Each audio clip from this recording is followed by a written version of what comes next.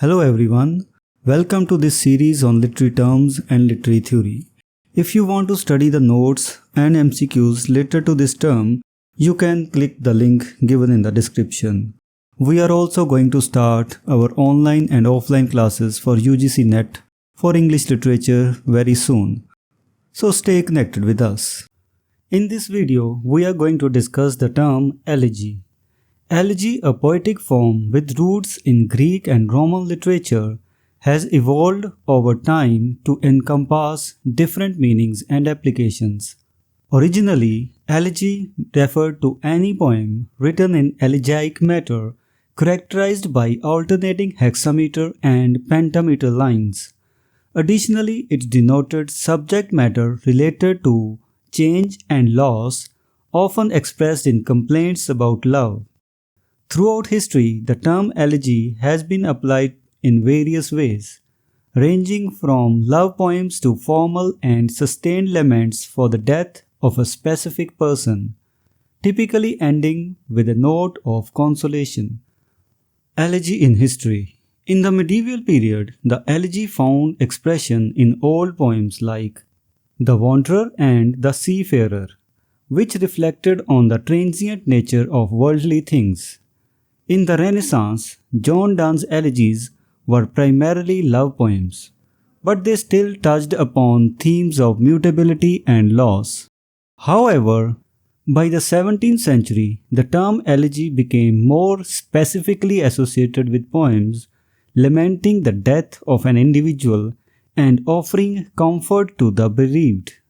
Notable examples include In Memoriam by Alfred Lord Tennyson and In Memory of W. B. Yeats by W. H. Auden.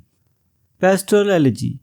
The elegy has various subtypes, one of which is pastoral elegy. This form represents both the poet and the mourned person, who is often a fellow poet, as shepherds. The pastoral elegy originated with Theocritus and was continued by Virgil, finding popularity in European countries during the Renaissance. Significant English pastoral elegies include Astrophel by Spenser, Lycidas by Milton, Adonis by Shelley, and Thyrsis by Arnold. These poems employed elaborate conventions including invocation to the muses, references to classical mythology, and depiction of nature mourning the deceased. Conclusion. Despite some criticism of pastoralism and mythology in modern poetry, poets like Milton have creatively used these conventions to explore themes of grief, fate, and providence in their elegies. Post-Renaissance elegies often include passages where appropriate flowers are brought to decorate the hearse. The closing consolation in Christian elegies typically reflects the elegist's realization that death leads to a higher life. In the late 20th century, there was a revival of elegy, particularly in America, to mourn the loss of talented young intellectuals, poets, and artists to AIDS. But even before this trend started, we can witness the resurgence evident in works like When Lilacs Last in the Dooryard Bloomed by Walt Whitman. So this is the discussion on the term elegy. If you have any questions or doubts, you can ask in the comments section. We will meet in the next video with some other term.